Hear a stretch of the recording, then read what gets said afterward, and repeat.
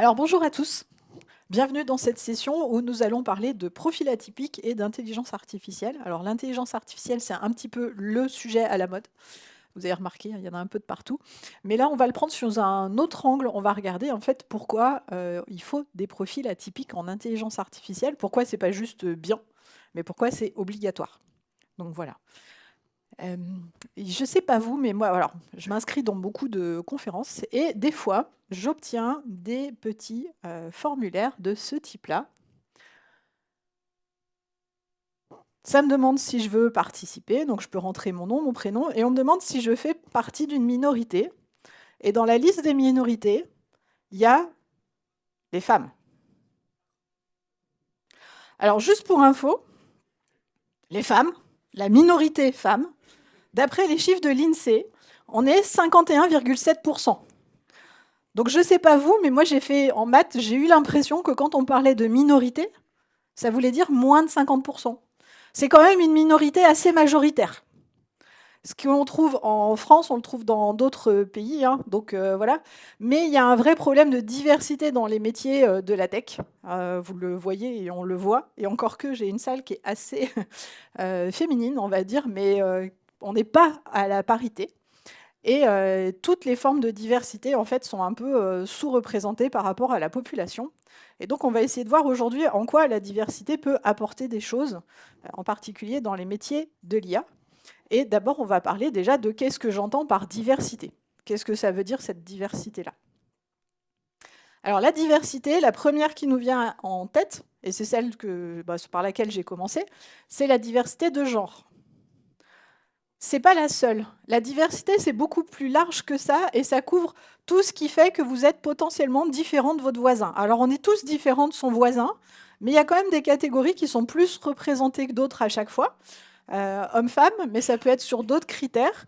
Et en fait, quand vous faites partie d'une minorité, ou en tout cas d'une minorité visible, on va dire du type les femmes, qui sont majoritaires comme on a vu, mais qui sont minoritaires dans l'IT, des fois, vous avez besoin de un peu vous vendre de pourquoi il faudrait me recruter moi et pourquoi il ne faudrait pas recruter quelqu'un d'autre.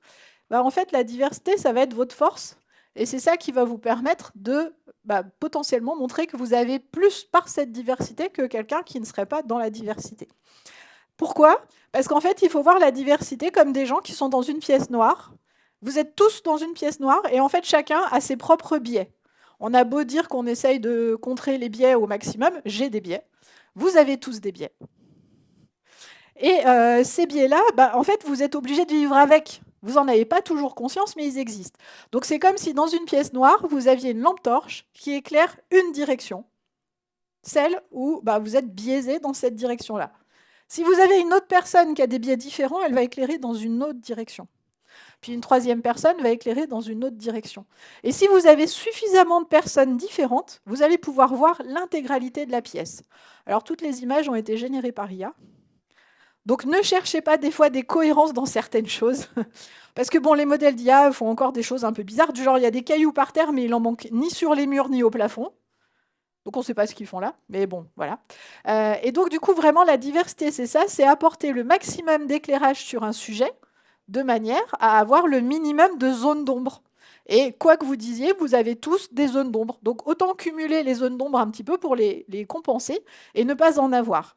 Et en IA, c'est quand même assez important parce qu'on sait très bien que les IA sont biaisées. Alors par exemple, ça, ce que je vais vous montrer, c'est un exemple qui a été fait avec DeepL. DeepL, est-ce qu'il y en a qui l'utilisent comme traducteur? Ok. Alors voilà un exemple où j'ai mis une phrase en français. Alors elle va apparaître, vous inquiétez pas, c'est normal que vous ne la voyez pas. Donc j'ai pris une phrase en français, j'ai demandé de la traduire en anglais. Ensuite, j'ai pris cette phrase en anglais et je lui ai demandé de la traduire en français. Ok? Donc on a fait français-anglais, anglais-français. La phrase, c'est 3 infirmiers et une infirmière vont à l'hôpital. Et la traduction, c'est 3 infirmières et un infirmier vont à l'hôpital. Il y a eu un petit changement. Alors, vous voyez qu'il n'est pas bête au sens de toujours dire que nurse, c'est une infirmière. Sinon, il aurait mis 3 infirmières et une infirmière. Il capte que des fois, c'est des infirmiers et des fois, c'est des infirmières. Mais il fait un mélange un peu particulier puisqu'il a inversé. Pourquoi il a inversé? Parce que statistiquement, il y a plus d'infirmières que d'infirmiers. Donc, comme dans mon texte, j'ai trois quelque chose d'un côté et un de l'autre, ben, il s'est dit les 3, c'est les femmes et le 1, c'est l'homme. Bah, malheureusement, non. Et ça, vous pouvez le faire, ça marche toujours avec DeepL. J'ai essayé encore il n'y a pas très longtemps. Vous avez toujours ce même biais-là, ou la même phrase, vous voyez qu'il y a ce problème-là.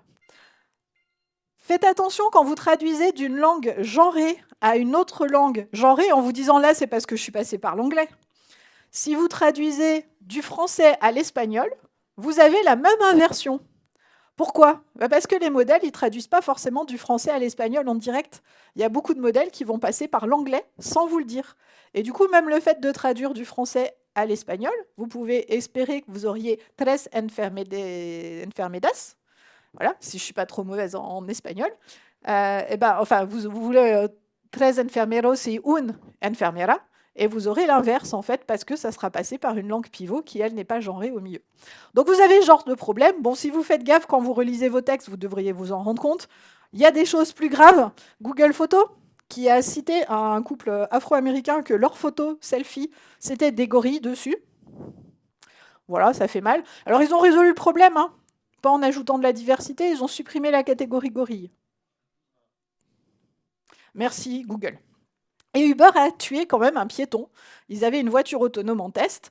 La personne, elle avait fini sa journée de test, elle est rentrée chez elle, en pleine campagne, elle a écrasé un piéton. Ils ont analysé ce qui s'était passé. Est-ce que c'était parce que c'était la nuit, quoi que ce soit. Et en fait, ils se sont rendus compte qu'ils avaient oublié d'apprendre au modèle un piéton qui traversait en dehors des passages piétons. Les lampes torches, nous n'avions que des citadins. Les citadins n'ont éclairé que la direction. Un piéton, c'est sur un passage piéton. Enfin, c'est des Américains. Hein. Voilà. En France, on sait très bien que les piétons ne sont pas sur les passages piétons. Mais ça, c'est une particularité franco-française, on va dire, ou en tout cas européenne plus vers le sud que vers le nord. Mais ils n'avaient pas pensé à ça. Personne dans l'équipe n'a pensé aux piétons qui traversaient en dehors des passages piétons. Alors que vous auriez eu dans l'équipe quelqu'un qui vivait à la campagne ou qui a grandi à la campagne. Il se serait dit, mais c'est bizarre, ça ne ressemble pas à un piéton dans les cas que moi je connais et que je croise quand je rentre chez moi le soir ou quand je me lève le matin. Et du coup, c'est pour ça qu'il faut absolument de la diversité, que cette diversité, elle va vous permettre d'essayer de limiter ces biais parce que vous allez avoir des gens qui vont penser à des choses différentes. Et on va regarder ce que certaines formes de diversité peuvent apporter, en plus de cette visibilité globale de un peu plus de zones avec vos lampes torches. Donc voilà. Donc là, dans la salle, j'espère que vous avez des lampes torches qui sont dans des directions très différentes et que globalement, on ferait des choses plutôt moins biaisées. Alors la première, c'est tout ce qui est identité de genre. La plupart du temps, on limite à diversité de genre. Là, moi, je l'étends à l'identité de genre et même à plus loin tout ce qui est LGBTQIA+. Pourquoi? Parce que déjà, les femmes sont mal représentées. Mais alors, les populations qui sont non-binaires ou qui font partie de tout ce qui est la population queer sont carrément pas représentées. Et en fait, ça apporte des problèmes particuliers. Et ces problèmes particuliers, si vous n'y pensez pas, vous allez avoir des gros soucis par rapport à ce qui va se passer. Donc essayez d'inclure le maximum de diversité déjà sur cette diversité de genre, d'identité de genre, d'expression de genre. C'est quand même un peu la base. Et puis c'est aussi un peu le critère qu'on vous demandera en tant qu'entreprise, c'est que vous avez quand même un index d'égalité homme-femme à fournir chaque année et qu'on va vous demander, est-ce que vous avez autant d'hommes et de femmes dans chacun des niveaux de votre entreprise? Est-ce qu'ils sont payés pareil? Est-ce que vous faites des actions dans cette direction-là? Donc en plus, ça peut être pas mal pour la visibilité, mais ne faites pas ça que pour la visibilité et la com. Hein, on ne va pas faire de diversity washing, on va dire, mais faites-le parce que ça a un intérêt, ça apporte quelque chose et ces populations-là sont généralement sous-représentées, donc essayez de faire en sorte de les avoir. La diversité de vie, j'en ai parlé, hein, c'est par exemple la personne qui vit à la campagne qui aurait pensé que le piéton, il n'est pas toujours sur un passage piéton, parce qu'à la campagne, des passages piétons, il n'y en a pas des masses. Et si vous devez attendre d'avoir un passage piéton pour traverser, vous risquez d'attendre longtemps, ou de marcher jusqu'à la ville la plus près pour arriver à trouver un passage piéton. Donc, regardez des personnes qui vivent en ville, qui vivent à la campagne, mais regardez aussi leur diplôme. Il n'y a pas que les Bac plus 5 qui sont intéressants pour bosser dans l'IA. Alors oui, c'est bien potentiellement de prendre des diplômés de grandes écoles, mais il y a aussi des diplômés d'autres écoles qui sont peut-être un peu moins fameuses, mais qui apportent des choses très différentes avec des personnes qui ont eu des vies différentes. Et puis, vous avez les personnes qui sont potentiellement issues de formations étrangères aussi, qui vont avoir un apport différent parce qu'elles vont avoir une formation différente et donc vont s'intéresser à des points différents, vont avoir des compétences différentes de celles de vos équipes qui ont été formées dans un moule particulier. Parce que bon, il faut dire un peu ce qu'il y a, les autres écoles françaises, elles ont tendance à être toutes un peu sur le même moule. Donc de chercher dans d'autres écoles, c'est intéressant. Des personnes qui ont des religions différentes, qui ont un background différent, qui ont des origines sociales différentes, qui ont des origines ethniques différentes. Essayez de viser très large dans la diversité. Plus vous visez large, plus vous avez des lampes torches dans des directions différentes. Et donc ça, c'est vraiment très important. Et malheureusement, il y a encore des entreprises qui se disent « Non, mais j'ai absolument besoin d'un bac plus 5 ». Bah, peut-être pas, en fait. Peut-être qu'il faut se poser des questions de qu'est-ce que vous cherchez comme compétence et pas comme diplôme. Et en particulier, il y a tout ce qui est reconversion professionnelle. Donc là, actuellement, je suis à mon compte. Je suis AWS Hero, mais je ne travaille pas du coup pour AWS. Hein, ça veut juste dire que je suis en lien avec AWS, mais j'ai monté ma propre société. Et actuellement, je n'ai pas des masses d'employés. Voilà. Mais avant ça, je dirigeais un département, j'avais 3 équipes, une vingtaine de personnes que j'ai recrutées, que j'ai formées, et ainsi de suite. J'avais 40% de mes équipes qui venaient de la reconversion. 40%. Pourquoi? 2 raisons. 1, dans la data, c'est super dur à recruter. Cherchez un data engineer, un data architecte, alors le pire étant le data architecte, un bon data scientist ou quoi que ce soit. Alors les data scientists, c'est moins vrai, maintenant on en trouve un peu plus, mais il y a des métiers où recruter des personnes, c'est super difficile. Donc vous ne pouvez pas vous fermer en disant « mais je veux que ceux des grandes écoles ». Vous êtes obligé de regarder des gens qui ont eu d'autres vies, qui ont fait d'autres choses en amont. Donc ça, c'est la première raison, c'est que c'est parce que ça permet d'avoir plus de personnes à recruter. Et la deuxième, c'est que ces personnes, elles ont fait quelque chose avant. Ce qu'elles ont fait avant, peut-être que ça leur donne des connaissances dans certains domaines qui vont vous servir par rapport à vos clients. Si vous embauchez quelqu'un qui, avant ça, travaillait en industrie et était peut-être dans une usine, il comprendra mieux le domaine de l'usine et de l'industrie que quelqu'un qui sort juste d'une école et qui n'a jamais vu une usine, à quoi ça ressemblait. Donc en fait, ça, c'est quelque chose qui est un peu important à regarder, c'est de se dire, OK, ces personnes-là, elles ont des apports, elles savent faire quelque chose. Elles ont déjà eu une vie, elles ont déjà des compétences. Et si vous êtes candidat, essayez de mettre en avant ces compétences transverses que vous avez apprises dans vos autres métiers. Parmi mon équipe, j'avais un ancien serveur. Pas le serveur informatique, hein, le serveur qui apporte à manger et à boire et tout ça dans les restaurants. Sauf qu'un serveur, vous allez me dire, en informatique, ils ne connaissent pas grand-chose. Oui, effectivement. Mais c'est quelqu'un qui est capable de travailler sous pression, avec des délais très courts, qui a de la bonne mémoire, qui a une bonne relation client. Déjà, tout ça, c'est pas mal, en fait. Ça fait un bon début pour recruter quelqu'un. Parce qu'en termes de compétences, il y a déjà des choses qu'on peut réutiliser. J'ai embauché quelqu'un qui, avant ça, travaillait dans le légal et travaillait sur les documents pour faire passer les autorisations de mise sur le marché, non pas des médicaments, mais des produits du genre les attelles, les choses de ce type-là. Cette personne, elle connaît le milieu du médical, elle peut parler avec des entreprises du médical parce que ça lui parle. C'est des choses qu'elle connaît déjà. Donc la reconversion professionnelle, c'est vraiment pour moi une source de choses très valorisables et très valorisantes. Donc si vous êtes issu de la reconversion, mettez ces points-là en avant. Dites juste pas excusez-moi, je viens juste de me mettre à la data parce que c'est ma première formation en data.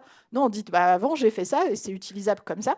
Et si vous êtes recruteur, dites-vous est-ce que ça pourrait pas être super utile ces compétences en fait? Ça peut me servir parce que ça peut me servir à discuter avec mes clients.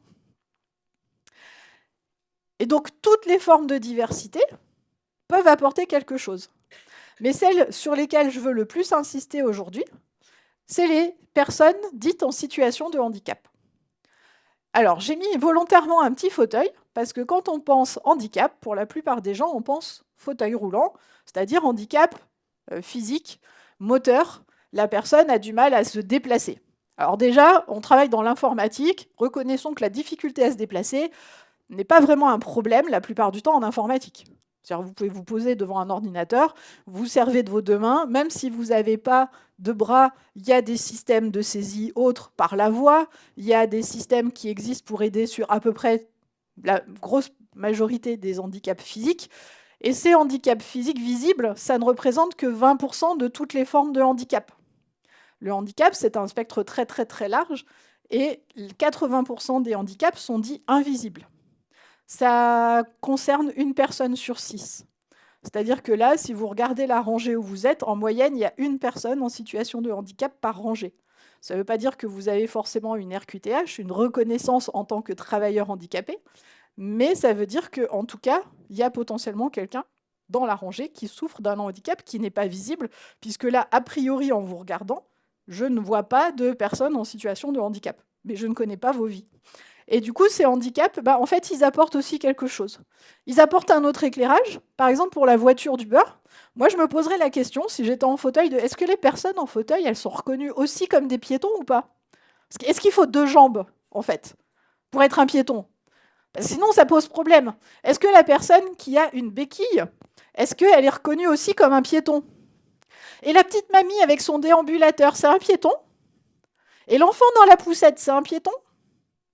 Et voyez que de ce fait-là, ça vous amène à plein de questions, en fait, là encore. Donc, d'avoir une vie différente, ça peut vous permettre de découvrir potentiellement d'autres choses et d'autres biais qui sont derrière. Et dans les handicaps, donc comme je vous ai dit, pour la plupart des handicaps moteurs, il y a des solutions. Pour les handicaps, tout ce qui est sensoriel, donc les personnes malvoyantes, malentendantes, ce genre de choses, il y a aussi des aides qui existent. Il suffit de demander à la personne que vous souhaitez recruter de quoi elle a besoin. C'est quand même elle qui le sait le plus. Et la plupart du temps, elle sait très bien ce qui pourrait l'aider. Et donc, elle sera capable de vous dire, OK, j'ai besoin de tel matériel pour être complètement efficace ou de tel autre matériel. Et en plus, vous avez des aides de l'État pour acheter ce matériel-là que vos employés ont besoin. Donc en plus, ça ne vous coûtera pas spécialement plus cher, voire ça ne vous coûtera rien du tout, et vous pourrez les équiper en fonction des besoins de chacun. Ne décidez jamais pour eux de quoi ils ont besoin, ça les vexera beaucoup. Laissez-leur le choix un peu de quoi ils ont besoin. Okay, et en fonction, ils vous diront eux-mêmes, hein, et ils le savent tous très bien. Donc là, on a passé les handicaps moteurs, les handicaps sensoriels, et puis il y a les handicaps cognitifs qui couvrent d'autres problèmes potentiels et qui sont souvent vus par les personnes en fait comme un point négatif. C'est-à-dire qu'elles-mêmes vont considérer que ça, c'est quelque chose de négatif qui les empêche d'être aussi bien que les autres. Mais en fait, si vous savez bien regarder, ça a quand même des avantages.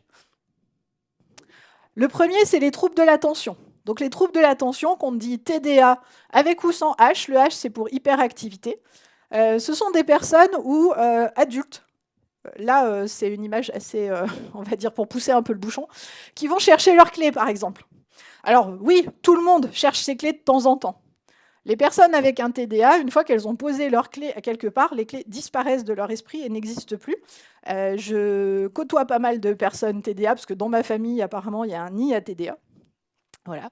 Donc j'apprends un peu à voir comment faire avec. Ce sont des personnes qui ont tendance à avoir du mal à se concentrer sur certains sujets très longtemps, qui vont avoir du mal à faire des process. Un process très cadré où il faut faire ça, puis ça, puis ça va être très compliqué. Je vois qu'il y en a qui se reconnaissent et qui ont l'air de dire que oui, effectivement. À côté de ça, les personnes TDA, c'est les personnes les plus créatives que je connaisse. Donc ne les mettez pas dans des travaux et dans des emplois où il faut faire de la procédure et du process et du truc très cadré, mais mettez-les dans un endroit où elles peuvent apporter quelque chose et trouver des solutions. Vous avez un problème, une personne TDA, elle saura vous aider à résoudre ce problème parce qu'elle a cette capacité à voir un peu en dehors du cadre et avoir une créativité énorme, vraiment. Donc, mettez-les au bon endroit, et si vous êtes TDA et que vous devez vous présenter à une entreprise, donc déjà, c'est pas votre faute si vous perdez vos clés. Je suis désolée pour vous et je me doute que ça doit être compliqué. 2, vous n'êtes pas feignant, parce que ça, c'est souvent quelque chose que les personnes avec TDA ont entendu pendant toute leur enfance. Ils sont feignants, ils font pas attention, ils sont pas soigneux, et ce genre de choses. Et qu'il suffirait de faire un peu plus attention pour être comme tout le monde. Oui, d'où le nom de TDA. À côté de ça, profitez de mettre en valeur plutôt vos qualités.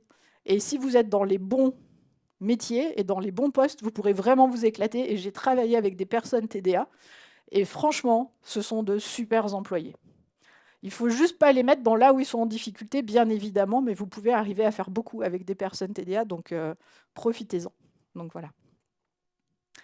Vous avez tout ce qui est trouble 10. Alors les troubles 10, vous connaissez sûrement la dyslexie, c'est la difficulté à lire ou à écrire, à se rappeler de l'ordre des lettres parce que les lettres se ressemblent et tout. Vous trouverez facilement sur Internet des textes qui sont faits pour simuler le trouble 10. Et franchement, arriver à lire dans ces conditions, c'est quand même super fatigant. Vous avez la dyscalculie, qui est plus sur le côté justement calcul mathématique, la dysgraphie qui est pour l'écriture, la dyspraxie qui est pour tout ce qui est mouvement moteur, savoir se placer dans l'espace et ainsi de suite, arriver à s'orienter, etc., etc. Donc en data, ça, c'est pas trop gênant. Ces troubles 10, les personnes qui ont des troubles 10 en général et qui arrivent à un certain niveau pour être dans vos entreprises et qui peuvent postuler, ça veut dire qu'elles ont bossé peut-être 2 ou 3 fois plus que les autres pour y arriver au même niveau. Ça leur a demandé un effort énorme.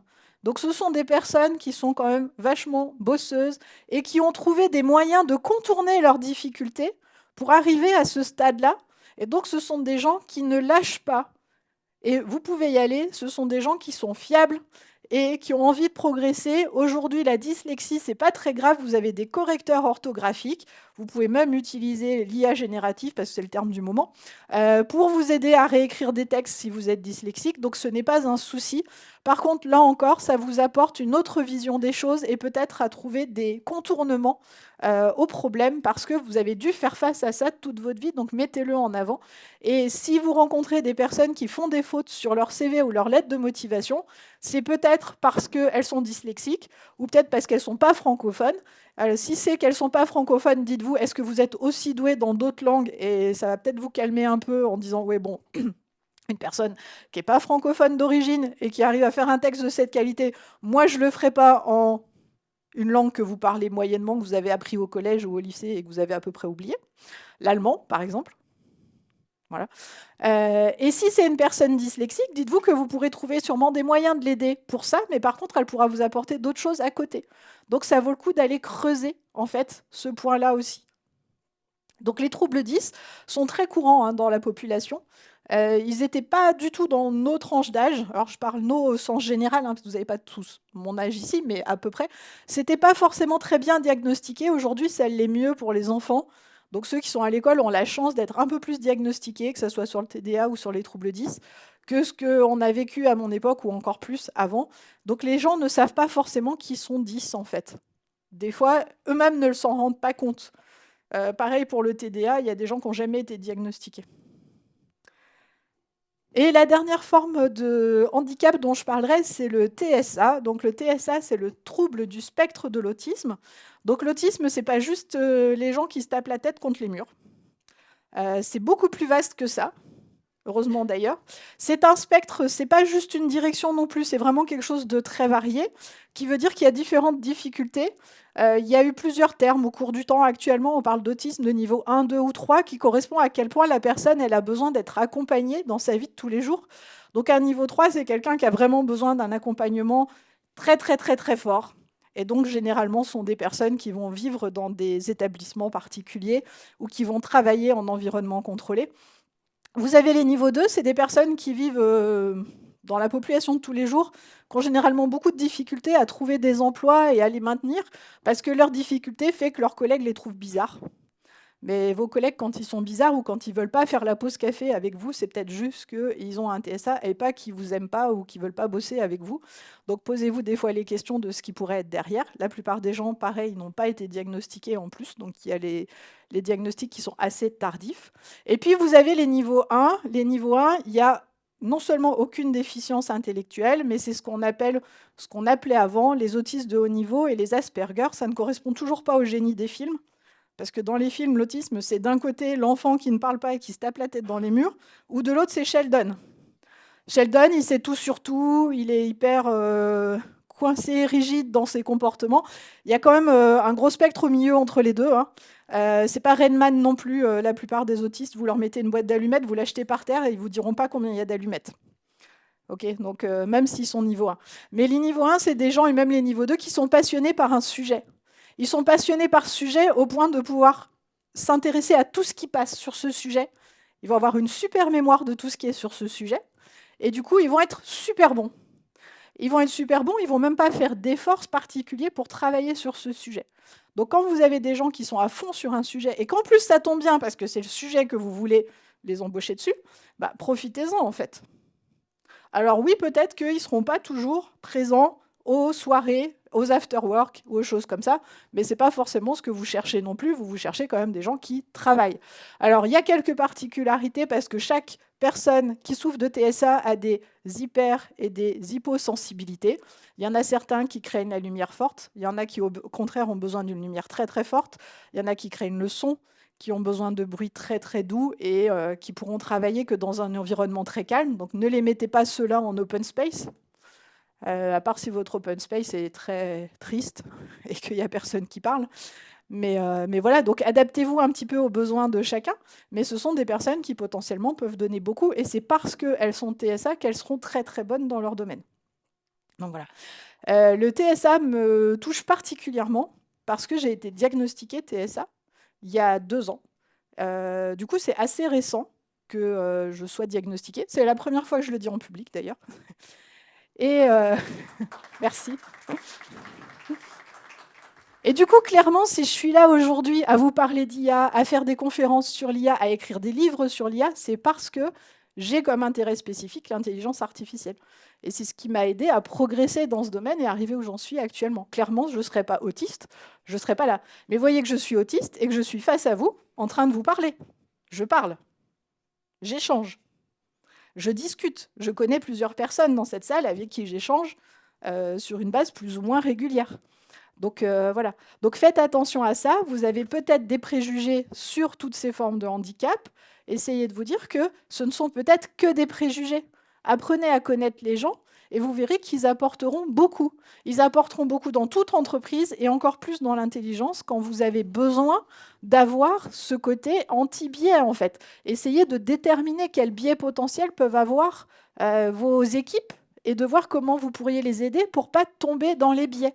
Okay. Il faut vraiment essayer de faire le plus large possible, histoire qu'on n'ait plus de voiture qui écrase un piéton parce qu'il n'y avait pas de passage piéton. Ce n'est pas acceptable. Et de toute façon, le grand public n'acceptera pas les voitures tant qu'on n'est pas sûr qu'elle n'écrasera pas un peu au hasard des gens parce qu'on a oublié qu'ils existaient. Voilà. Donc, ma conclusion de cette conférence-là, c'est oser la diversité. La diversité est une force, la diversité vous apportera des choses dans vos équipes. Que vous soyez recruteur, si vous êtes recruteur, essayez d'ouvrir votre esprit à ce qui peut arriver en termes de CV et voir quels sont les points forts de chaque CV.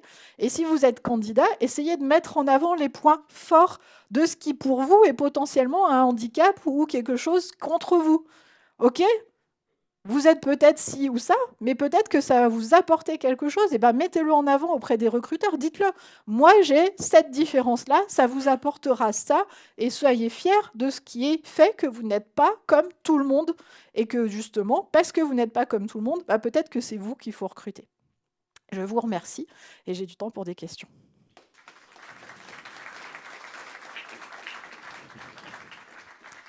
Est-ce que certains ont des questions du coup ? Vous êtes bien sage et tout. Oh là là, faut se lancer. Ah voilà, il y a une question là-bas. Est-ce que vous pouvez faire passer le micro à la dame qui est à l'opposé, dans la rangée, enfin dans le bloc. Voilà, il y a un petit micro qui passe. Alors le micro, on est obligé de l'utiliser même si on s'entend bien parce que c'est enregistré en même temps. Et c'est pour qu'à l'enregistrement, le son soit bon aussi et qu'on puisse avoir ces échanges. Je ne savais pas que j'étais enregistrée, mais c'est pas grave. Alors on ne vous voit pas normalement. Spécifiquement, quels sont les avantages à être diagnostiqué ? Alors, par rapport au non-diagnostic, je dirais que pour le travail, ça ne change pas grand-chose ou pour la vie de tous les jours. L'avantage d'être diagnostiqué, c'est que ça met un mot sur quelque chose qu'on ressent profondément et qu'on vit mal. C'est-à-dire qu'il y a plein de choses que je vivais très mal jusqu'au diagnostic. Le fait d'être diagnostiqué me dit « Ok, c'est pas juste dans ma tête, je ne suis pas folle. Il y a bien quelque chose qui explique que j'ai des problèmes des fois en relationnel ou ce genre de choses. » Et ça m'aide aussi à savoir potentiellement quoi faire derrière. Parce que le fait d'avoir été diagnostiqué, j'ai accès à des groupes de parole spécifiques avec des psychologues où on peut poser les problèmes qu'on a et on a des réponses d'autres personnes qui vivent la même chose que nous, qui ont les mêmes troubles que nous et qui vont vous dire « Ah bah moi, pour ça, j'ai testé tel truc. Ah moi, j'ai testé ça, ça marche bien dans mon cas. » Et comme ça, vous avez des conseils, des clés pour vous en sortir dans votre cas. Évidemment, ça ne va pas changer du tout au tout la vie, hein, on est bien d'accord, parce que le fait d'être diagnostiqué, par exemple, TSA, n'enlève pas le TSA. Mais ça peut vous donner accès à d'autres choses, et ça peut aussi psychologiquement se dire que, en fait, le fait d'être diagnostiqué, on sait qu'effectivement, il y avait bien quelque chose, il y avait bien une raison que c'est reconnu officiellement, et que c'est pas nous qui sommes fous, quoi. Voilà. Merci. Est-ce qu'il y a une autre question ? Là-bas, ah, là. Après, il y a le monsieur au fond, à côté de la caméra. Allez-y. Non, c'est là, vous venez d'expliquer les avantages qu'il peut y avoir pour les personnes à avoir un diagnostic, vous avez parlé d'aide, etc. Mais par contre, sur le marché du travail français, on sait très bien qu'il y a de multiples discriminations qui existent. Oui, malheureusement. L'idée, c'est quoi cette stratégie? Peser les pour et les contre, avoir un diagnostic pour soi, pour avoir certains avantages. Et quand on passe des entretiens d'embauche, ne pas le dire pour ne pas être discriminé à l'embauche. Alors, c'est pas simple, oui. C'est effectivement très compliqué. La question qui se pose déjà, c'est est-ce que vous demandez après le diagnostic une RQTH ou pas? Donc la RQTH, c'est la reconnaissance de travailleurs handicapés qui fait qu'on vous marque en tant que personne en situation de handicap. Pour certaines entreprises, la RQTH est un avantage parce qu'ils doivent avoir un certain pourcentage d'employés qui ont des RQTH dans l'entreprise. Pour d'autres, ce n'est pas forcément un avantage, mais c'est à vous, en tant qu'humain, de se dire « Ok, dans cette entreprise, est-ce que je peux le dire ou pas ?» Après, n'oubliez pas que l'entreprise, vous allez y passer beaucoup de temps. Si vous pensez que l'entreprise à laquelle vous postulez, vous serez mal dedans parce que vous serez obligé de cacher qui vous êtes profondément, peut-être que ce n'est pas la bonne entreprise, en fait. Alors, évidemment, c'est compliqué. On est bien d'accord, vous pouvez pas... Enfin, il faut vivre, il faut manger. Mais peut-être qu'il faut se dire que le but, ça serait de trouver une entreprise qui, apparemment, fait des actions en faveur de toutes les formes de diversité, dont les handicaps, et qui est capable d'accompagner ses employés et de dire « Ok, on vous accueille », que vous ayez ou non une RQTH, et on va mettre en place les process pour accompagner tout le monde. Et du coup, vous pourrez aussi être vous-même, en fait. Parce que si vous avez besoin de cacher qui vous êtes tout le temps, c'est un peu lourd quand même. Et si vous pensez que vous n'êtes pas apprécié ou accepté en tant que tel, c'est très compliqué. J'ai déjà travaillé en devant cacher que j'étais queer, par exemple. C'est compliqué de s'inventer un copain. Voilà. Merci. Il y avait...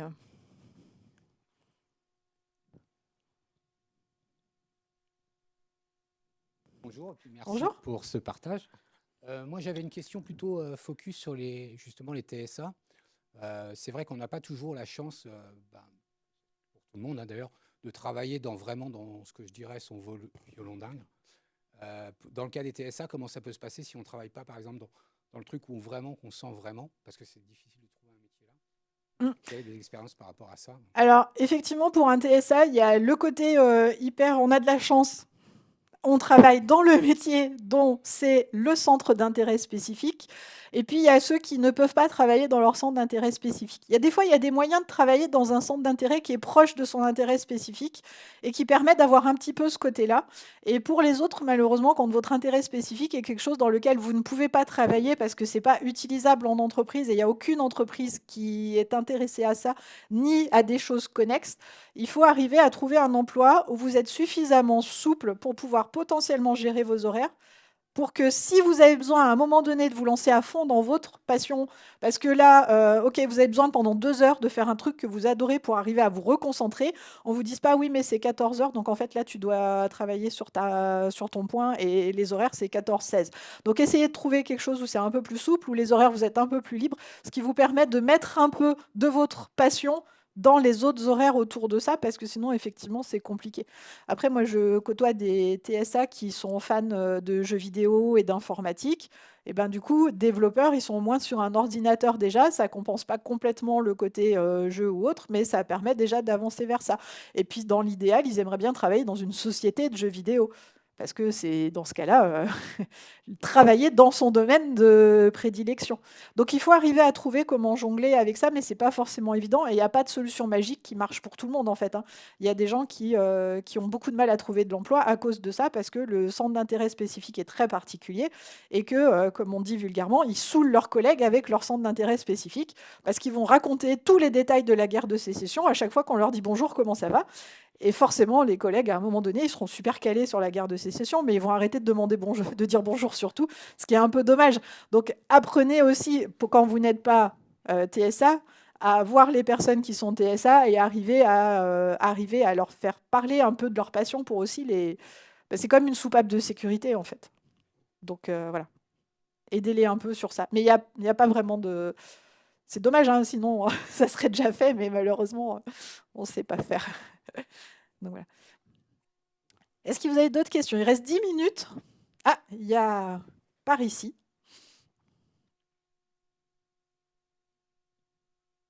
J'ai une question, mais je ne sais pas si elle est forcément liée. Je sais pas si on m'entend. Si. Oui, Je ne sais pas si elle est forcément liée.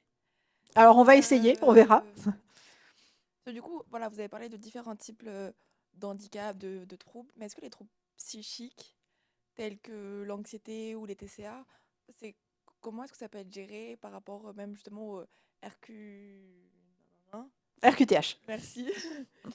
Alors, il y a certains troubles qui, quand vraiment ils vous handicapent dans votre vie de tous les jours, vous pouvez demander quand même à avoir potentiellement une RQTH, hein. C'est pas forcément parce que, alors, c'est pas parce que vous avez un trouble anxieux que forcément vous aurez une RQTH, mais c'est pas parce que vous avez un TSA que forcément vous avez une RQTH non plus, quoi, en fait. Ça va dépendre de quel est l'impact sur votre qualité de vie et sur la façon dont vous pouvez vivre. Donc ça, c'est à voir avec les spécialistes dans tout ce qui est maison des handicaps et tout ça. Enfin, que vous arriverez à trouver les MDPH qui vont gérer ce genre de dossier. Après, les troubles anxieux, comme tous les autres troubles, il faut trouver comment arriver à en faire une force de ça. Peut-être que quelqu'un qui est... il y a des raisons en fait qui déclenchent l'anxiété. Si vous êtes anxieux par les délais, peut-être qu'il ne faut pas vous mettre comme chef de projet avec des délais ultra courts dans un produit qui doit sortir absolument à telle date, parce que vous allez vous mettre en danger, en fait, vous-même. Mais peut-être que dans d'autres points, le fait que vous soyez hyper précis sur les horaires, parce que sinon ça vous stresse, ça peut vous apporter beaucoup plus de cadre dans une équipe et que vous allez arriver à cadrer plus facilement une équipe. Donc il faut arriver à chaque fois à voir qu'est-ce qui déclenche dans ce cas-là l'anxiété, qu'est-ce que ça peut être comme avantage et où est-ce qu'il ne faut pas aller surtout, pour pas se mettre en danger, pour pas se mettre dans la zone rouge et pour pas se retrouver à l'hôpital ou quoi que ce soit après parce que vous avez fait un burn-out ou ce genre de choses en fait.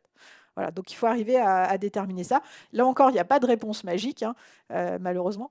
Mais il faut arriver vraiment à sentir soi-même de quoi on a besoin. Je pense que vraiment dans toutes ces questions-là, la priorité, c'est de s'écouter soi-même et de se dire qu'est-ce que je suis capable de faire, qu'est-ce que j'accepte de faire et dans quoi je me sens à l'aise de le faire et de voir comment vous arrivez à le gérer au travers de votre vie.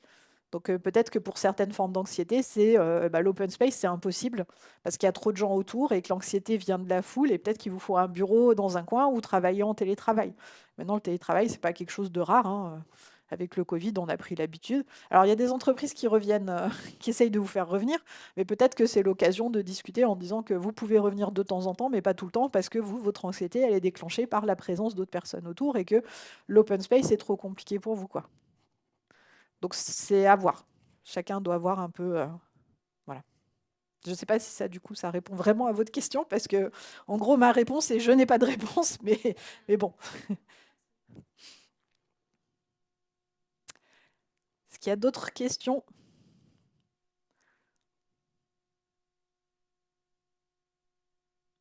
Non, pas trop, apparemment. Vous êtes tous très sages. On dirait que j'étais prof avant. On dirait que je suis prof et que là, je vous demande s'il y a des questions avant midi, à 11h55. Je vous demande si vous avez des questions. Bizarrement, il n'y a jamais de questions quand on est prof à 11h55. Je pense que c'est la meilleure heure pour poser la question de est-ce que vous avez des questions? Parce qu'il n'y en a pas. Voilà. En tout cas, ah si, il y a une question ici. Alors, est-ce que je pouvais juste utiliser le micro pour qu'on vous entende dans le replay après, en fait, voilà. Il y a aussi la question de la jeune génération. Moi, j'ai un fils qui a des troubles de l'attention hypersensible, qui a une scolarité normale, mais avec une aide, et un bon QI, comme quoi ça va pas Ça a forcément aucun ensemble, lien. et justement, des difficultés d'apprentissage. Après, la question se pose, ce type de jeunesse, est-ce qu'ils sont faits pour entrer dans le moule de ces grandes écoles? Est-ce qu'ils vont tous finir à faire de la programmation parce qu'ils seront isolés en full télétravail toute leur vie et qu'il n'y aura pas d'issue?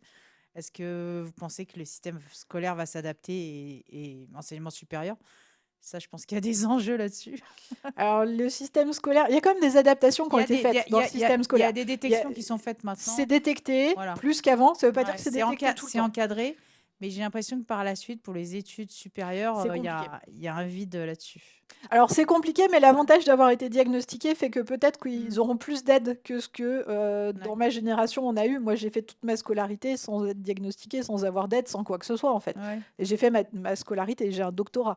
Ça m'a pas posé de problème pour ma scolarité. Alors, ça m'en a posé pour d'autres raisons et dans d'autres domaines, mais pas sur le pur scolaire. Donc, ça va dépendre des personnes. Et je connais des TDA qui ont arrêté l'école avant même le lycée parce que c'était trop compliqué pour elles d'aller au lycée. Peut-être que maintenant, elles seront accompagnées jusqu'au lycée et pourront passer le bac, ce qui n'était pas le cas avant, parce qu'il n'y avait pas assez d'aide. Donc, il faut se dire qu'il faut être positif, qu'on a survécu et que notre génération et celle d'avant et celle d'encore avant a quand même réussi à se dépatouiller plus ou moins. Donc peut-être que eux, le fait qu'ils soient diagnostiqués plus tôt et qu'ils ont des aides plus tôt va être un avantage pour eux parce qu'ils vont pouvoir aller plus loin que ce qui était possible à notre époque ou aux époques d'avant. Et que voilà, faut rester un peu positif. Mais après, l'école, c'est compliqué d'adapter tout et on sait très bien que ça C'est vrai qu'il y a bouge. une prise de conscience et il y en a énormément dans les collèges et les primaires. Et il y en a plein. C'est beaucoup plus, alors que c'était pas le cas avant. Parce qu'avant, on hein. les voyait pas, mais il y en a vraiment beaucoup. Donc je pense que c'est mieux. Ah, il y a deux questions là. Ouh là là. Alors de ce côté d'abord et après ici. Bonjour, c'est un petit peu technique, je vais essayer d'être le moins chiant possible, j'essaie de faire une application et je voulais bénéficier de votre expérience dans les réseaux de neurones data science aussi. Donc c'est une application qui concerne le MMA, je suis pratiquant, je suis développeur full stack aussi. C'est ça, hein, MMA, c'est combat. MMA, hein. exact. Ok. Bon, désolé, je mime peut-être pas très bien le combat.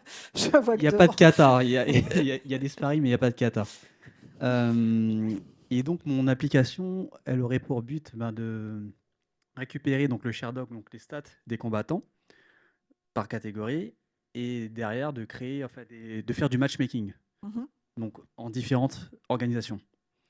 Donc, je me suis amusé au départ à scraper les Sherdog pour avoir les stats, mais après, j'arrive pas à faire le lien de comment j'arriverais à faire du matchmaking avec leurs stats dans différentes catégories. Donc, je ne sais pas si avec les réseaux de neurones, c'est peut-être pas le bon outil pour faire ce genre de... Je pense que là où c'est intéressant, c'est de regarder tout ce qui est algorithme derrière les sites de rencontres. Parce que, au fond, il y a quand même des points communs avec. Donc je pense qu'il faudrait aller dans cette direction-là. Là, du coup, ça sort un peu du cadre et il restait une question et il me reste 2 minutes, mais je vous invite à ce J'avais qu'on en prévenu. discute après, potentiellement.